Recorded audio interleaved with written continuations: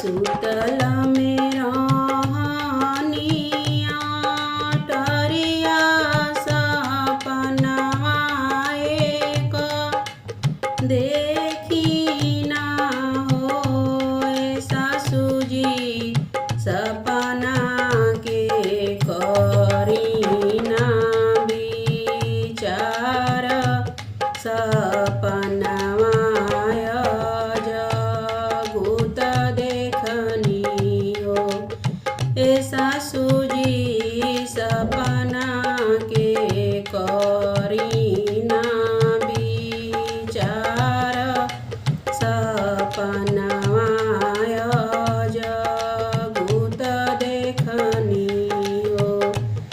सुरसरी नदिया बहता देखनी बिजुली चमकत देखनी हो ए सासुजी हरियर केला के घवधवाया चरवा कोई डालले हो ए सासुजी हरियर केला के घवधवा चरवा कोई डालले हो बोलिया तए बहू बोललो बोलहु ना जाने लो ए बहुआ सुरसरी नदिया सौरिया हुए बिजुली दीपक हुए हो ए बहुआ हरियर केला के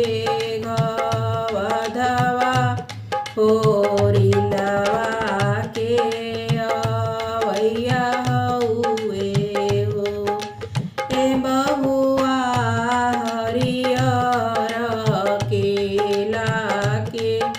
घवधवा होरिलवा के अवैया हुए हो सुतल में रहनिया टरिया सपनवा एक देखी ना होए सासुजी सपना के करी ना विचार सपनवा जगुत देखनी हो ए सासुजी सपना के करी ना विचार